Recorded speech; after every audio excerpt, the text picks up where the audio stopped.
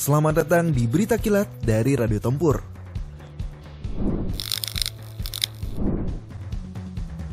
UFC 277 kemarin telah berakhir.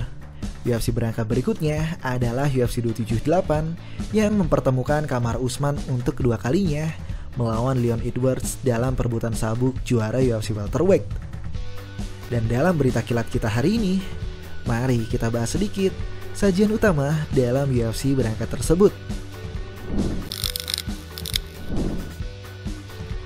Pertandingan pertama kita mulai dari ranking 6 UFC middleweight, Paulo Borrachina Costa melawan sang legenda sekaligus mantan juara UFC middleweight, Luke Rockhold. Seperti yang dulu pernah dibahas oleh Radio Tempur, dulunya tidak terkalahkan, kini tidak profesional. Paulo Costa yang terlalu meremehkan Israel Adesanya dalam UFC 253 dibuat hancur di malam itu.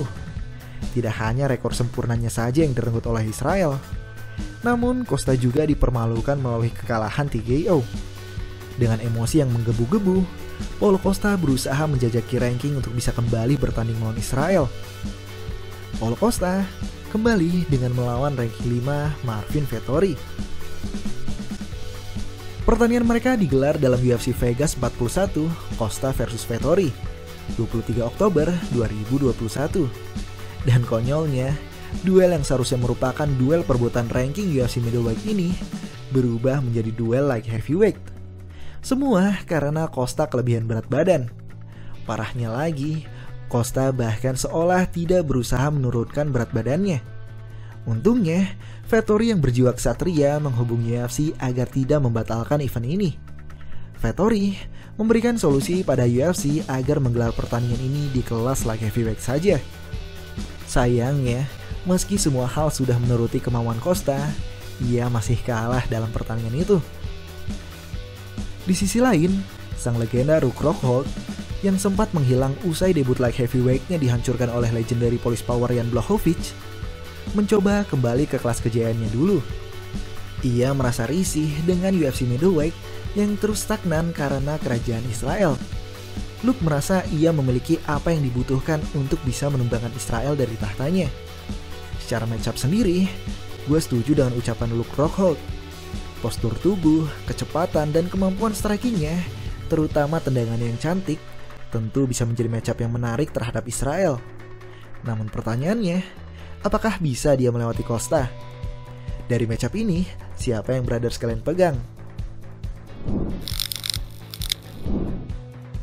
Pertandingan berikutnya datang dari kelas bantamweight, ranking 3 Jose Aldo Jr. melawan ranking 6 Merab Dvalishvili. Meski berawal tragis, karir Aldo di kelas bantamweight ini sedang naik-naiknya. Usai kalah dari Petr Yan, Aldo bangkit dan menang 3 kali berturut-turut melawan kontender 10 besar, yakni Marlon Vera, Pedro Munoz, dan terakhir Rob Font. Melihat Petr Yan sudah jatuh dari singgasananya dan tahta tersebut diisi oleh orang yang baru, Jose Aldo merasa inilah saatnya dia menyasar kembali gelar juara. Style make fight. Aldo mungkin kalah dari Petr Yan, tapi belum tentu kalah dari pegulat seperti Sterling. Namun dalam UFC berangkat besok, langkahnya akan dihadang oleh fighter yang juga datang dari camp yang sama dengan Aljamain Sterling. Dia adalah Merab Dvalishvili. Merab kini berada dalam 7 kemenangan berturut-turut, di mana kemenangan terakhirnya adalah salah satu comeback terbaik di UFC bantamweight atas mantan title contender Marlon Moraes. Bahkan berkat kemenangan itu, Marlon Moraes memutuskan untuk gantung sarung tangan. Melihat eratnya persahabatan Sterling dan Merab, dan posisi mereka di UFC bantamweight ini, para fans pun menanyakan apakah mereka akan bertanding suatu hari nanti. Mengingat Sterling menduduki puncak bantamweight dan Merab terus menjajaki ranking bantamweight ini. Di Twitter, Aljamain Sterling menjawab, "Setelah kemenangan Merab yang selanjutnya, kemungkinan saya akan naik kelas ke kelas featherweight untuk memberikan dia kesempatan mendapatkan apa yang layak dia dapatkan, untuk mengukir sejarah bagi Georgia, dan untuk memenangkan sabuk juara UFC bantamweight. Kita akan lihat nanti." Dan nampaknya rencana Aljamain Sterling untuk naik ke kelas featherweight ini bukan omongan belaka. Dilihat dari cuitannya yang aktif usai trilogi Alexander Volkanovski versus Max Holloway kemarin. Ia bilang, Kalau boleh jujur, saya rasa saya bisa menjatuhkan Volkanovski dengan mudah dan menguncinya. Gimana menurut brother sekalian? Apakah Jose Aldo akan mampu menahan langkah Merab dan mendapatkan kembali title shot-nya? Ataukah rencana Merab dan Sterling untuk bertukar jabatan ini bisa terwujud? Pertandingan terakhir yaitu main event dari acara ini. Sang juara sekaligus number 1 power 4 pound Kamaru Usman melawan ranking 2 Leon Rocky Edwards. Pertandingan ini sebenarnya kali keduanya mereka bertemu. Pertandingan pertama terjadi 7 tahun silam dalam UFC on Fox 17, 19 Desember 2015. Dan Kamaru Usman menang unanimous decision atas Leon Edwards. Tapi setelah itu, Leon tidak terkalahkan hingga hari ini. Leon berulang kali menagih haknya untuk title shot, tapi UFC selalu mengabaikannya. Saking seringnya menagih, hal ini sudah seperti guyonan di kalangan fans MMA. Michael Bisping pun pernah menanyakan hal ini pada Usman. Mengapa ia mengabaikan Leon?